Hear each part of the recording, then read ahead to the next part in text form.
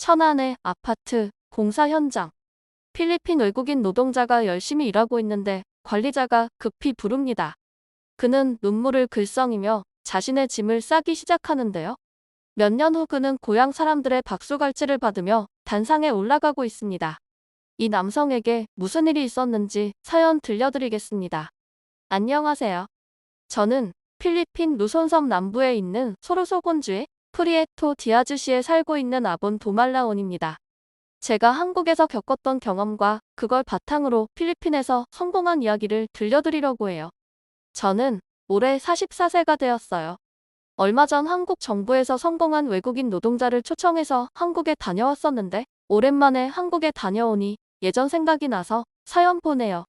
저는 어렸을 때 평범한 집안에서 태어났다고 생각했어요. 주변에 살고 있는 사람들이 모두 저와 같은 환경에서 생활하고 있었기 때문이었죠. 부엌이 합쳐진 좁은 방 한 칸에서 6가족이 지냈고 집안에 화장실이 없어 마을 가운데에 공동 화장실을 이용해야 했어요.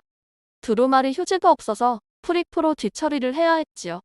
전기가 들어오긴 했지만 전기 공급이 원활하지 않아 밤에는 전등조차 켤 수 없어 별을 보며 자랐어요. 어렸을 때 태풍에 집이 통째로 날아가 버린 적도 있어요.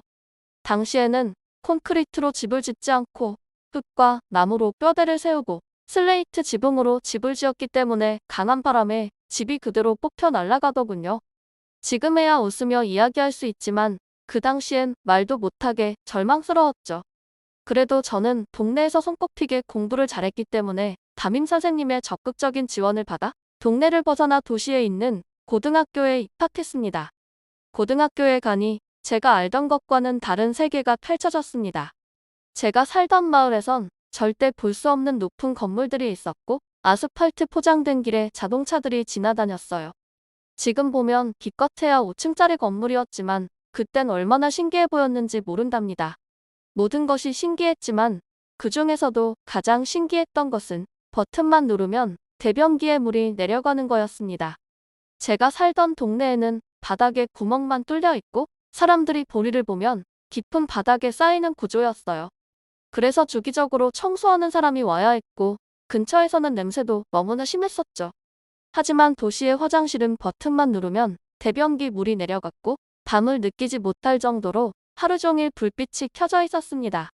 저는 그런 상황에서 제 처지에 대해 좌절하지 않고 더욱 이를 꽉 물고 공부에 매진했습니다. 공부만이 제가 살던 비참한 환경을 바꿔줄 유일한 기회라 여겼고 공부를 해서 꼭 우리 가족을 편안하게 살도록 해주고 싶었어요. 하늘이 저의 노력을 배신하지 않았는지 저는 꽤 좋은 성적으로 대학교에 입학했고 장학금을 받으며 학비 걱정 없이 공부할 수 있었습니다. 물론 생활비와 집에 지원하기 위해 끊임없이 알바해야 했지만요. 대학교 졸업을 앞두고 취직하기 위해 회사에 면접을 보러 다닐 때였습니다. 갑자기 집에서 긴급 전화가 왔습니다.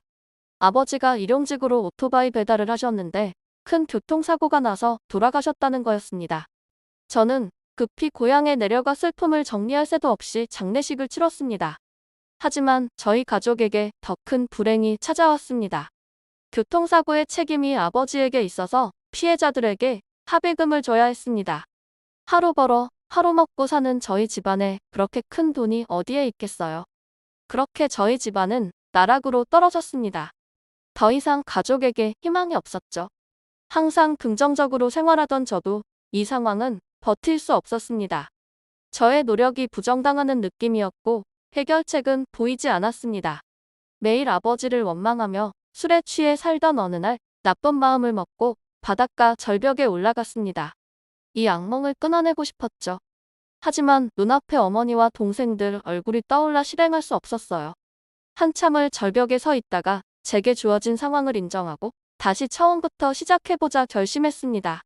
우선 무너진 집안을 일으키기 위해서 돈을 벌어야 했습니다. 일단 돈을 많이 벌 수 있는 일자리를 찾아봤습니다.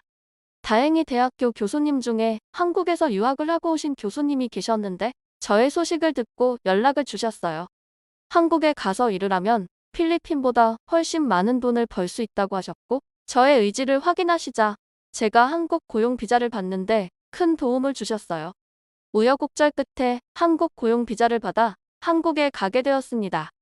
그때 나이 26이었어요. 설렘과 두려움을 가지고 한국행 비행기에 탔습니다. 인천공항에 도착하자마자 놀라움의 연속이었습니다. 필리핀에서 한국까지는 비행기로 4시간이면 이동할 수 있는데 생활 모습은 40년 이상 차이나 보였어요. 거대하며 웅장한 인천공항에서 그 많은 사람들이 시스템에 맞춰 척척 일처리가 진행되는 모습은 필리핀에서는 상상도 못할 일이었습니다. 특히 놀라웠던 점은 직원들의 청렴한 태도였습니다. 필리핀에 가셨던 분들은 아마 겪어봤을 수도 있지만 필리핀 입국 심사대에서는 공무원들이 사람들에게 뭐라도 뜯어내기 위해 혈안입니다. 특히 부유해 보이는 외국 관광객이 입국하면 온갖 트집을 잡아 돈을 뜯어내죠. 저는 모든 나라 공항 직원이 필리핀과 같을 거라고 생각했지만 한국 공항 직원은 자신이 맡은 임무에만 집중할 뿐이었어요. 사실 역사 시간에 한국은 4, 50년 전만 해도 필리핀보다 못 살았고 한국 전쟁 때는 필리핀이 군대까지 보내 지원해줬다고 배웠기 때문에 한국은 근본 없이 갑자기 잘 살게 된 나라이고 온갖 부정부패가 심할 것이라고 생각했었거든요. 한국으로 했던 제 자신이 너무 부끄러웠고 한 국가의 행정을 이끌어가는 공무원들이 청렴하고 체계적으로 행동하는 모습에 한국이 왜 단시간에 필리핀을 뛰어넘는 선진국이 되었는지 그 이유를 느끼게 되었습니다. 특별한 기술이 없던 저는 공사장 근로자로 일했습니다. 한국 정부가 운영하는 외국인 고용 알선 센터를 통해 경남 양산시의 건설 현장을 소개받았습니다. 지도를 보니 인천에서 양산까지는 거리가 꽤 되더라고요. 그래서 어떻게 양산까지 가야 하는지 방법을 몰라 걱정이었는데 제 표정을 읽은 센터 직원이 친절하게 양산까지 가는 방법을 알려주었어요. 직원이 알려준 대로 버스터미널에 가서 양산 가는 버스를 탈 수 있었어요. 버스에 올라타는 순간 저는 또 한 번 놀랄 수밖에 없었어요. 버스표 검사를 운전기사가 하는 것이 아니라 기계에 QR코드를 대면 자동으로 승차가 완료되었고 버스 좌석은 고급 가죽 소파처럼 매우 푹신했습니다. 게다가 지정된 버스 좌석이 있다는 것이 충격이었습니다. 제가 살던 동네는 지정 좌석이 없고 그냥 마음에 드는 좌석에 앉았는데 제가 앉을 자리가 정해져 있어서 대접받는 기분이 들었습니다. 버스는 터미널을 출발하고 얼마 후 고속도로에 올라갔는데요. 저는 그때 고속도로를 처음 봤습니다. 오직 자동차의 빠른 이동만을 위한 효율적인 교통수단에 감명받았어요. 이런 고속도로가 한국 구석구석까지 연결되어 있다는 사실을 알고 나서는 한국이 왜 이렇게 발전되었는지 깨닫게 되었습니다. 나중에 더 알아보니 버스가 지났던 길이 경부고속도로라는 이름이 있었는데 한국을 관통하는 이 길고 긴 고속도로가 고작 2년 4개월 만에 지어졌다고 하더군요.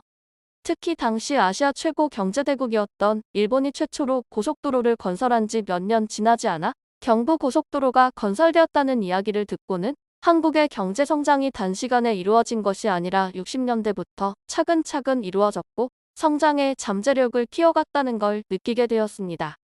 경남 양산에 도착해 마중 나온 건설 현장 소장의 차를 타고 숙소에 갔습니다.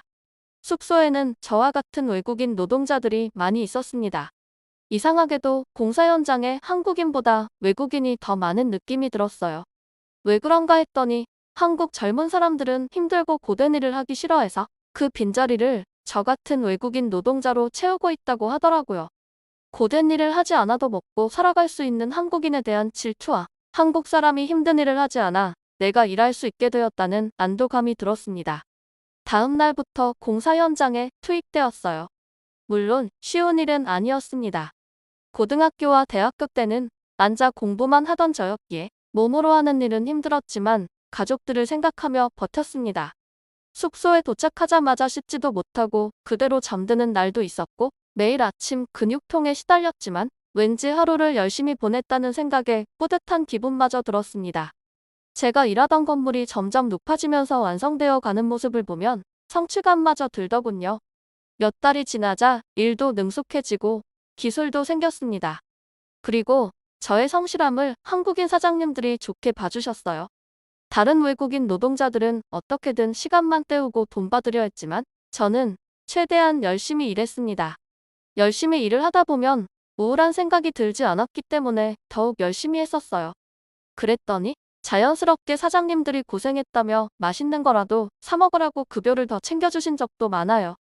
한국에서 번 돈은 모두 필리핀에 있는 가족들이 행복해하는 모습을 상상하며 어머니에게 보내주었어요. 경남 양산의 공사가 끝나고 저는 전남 목포, 부산 등 전국을 돌며 일할 수 있는 곳은 다 찾아다녔습니다. 사실 찾아다녔다기보다는 불려간 적이 더 많아요. 사장님들이 먼저 이번에 진행하는 공사 현장에 와서 일해달라고 연락을 주셨거든요. 그렇게 살다 보니 금세 세월이 지나갔고 제 나이도 30을 넘었습니다. 천안에서 한창 시멘트를 업계에 이고 계단을 올라가던 중이었는데 갑자기 현장 소장님이 급하게 뛰어와 다급한 목소리로 전화 받으라고 했습니다.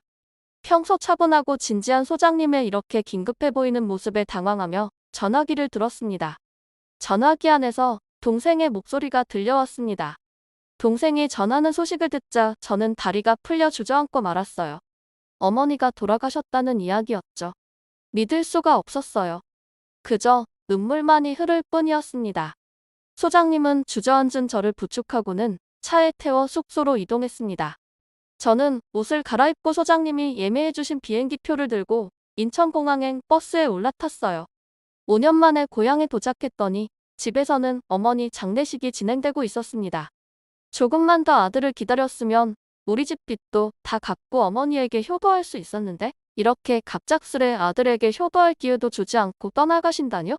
장례식이 진행되는 3일 동안 정말 빈소 앞에서 눈물만 흘리고 있었습니다. 어머니를 발인하고 난 후 동생이 제가 걱정할까봐 아픈 것을 숨기고 있었다며 살아생전 어머니께서 쓰신 편지를 건네주더군요. 편지에는 제가 가족을 위해 험한 일을 하게 해서 미안하다라는 말과 나중에 꼭 제가 하고 싶은 일을 하고 살길 바란다는 말이 써 있었어요. 편지를 읽고 제가 원하는 일이 무엇일까 곰곰이 생각해봤습니다. 제가 하고 싶은 일은 우리 가족을, 우리 마을을, 우리 지역을 한국처럼 살기 좋은 곳으로 발전시키는 것이었습니다. 생각이 정리되자마자 한국에 돌아가 짐을 정리하고 다시 돌아왔습니다. 한국에서 번 돈으로 남은 빚을 정리하고 나니 돈이 조금 남았습니다. 그래서 내년에 있을 선거에 출마하기로 결심하고 지방의 유력 인사들과 접촉했습니다. 필리핀은 마치 중세 유럽처럼 권력 세습이 당연시되는 나라입니다. 얼마 전 있었던 대통령 선거에서 마르코스의 아들이 대통령으로 두테르테의 딸이 부통령으로 선출된 것만 보아도 알 수가 있죠. 이런 현상이 마음에 들진 않았지만 어쩔 수 없이 제 꿈을 위해서라면 따라가야 했습니다. 시의원에 출마하면서 한국에서 느꼈던 선진제도를 홍보자료로 제작해 선거운동을 했습니다. 제 전략이 먹혔는지 시의원에 당선이 되었고 다음에 있었던 2번의 선거에서도 당선되어 총 3번의 시의원을 했습니다. 이후 제 가치를 높게 평가해준 시장이 러닝메이트가 되어주라며 제안해왔고 이를 받아들여 22년 선거에서 부시장이 되었습니다.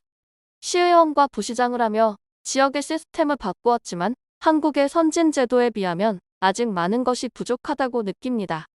하지만 한 번에 개혁을 하기보다 조금씩 바꾸어 나가며 시민들의 행복을 위해 노력하고 있습니다. 제게 희망이 되주었고 제 인생에 의미를 주었던 한국 너무나도 감사합니다. 어떻게 들으셨나요? 끝까지 들어주셔서 감사합니다. 다음 영상 시청 전에 구독, 좋아요 부탁드립니다.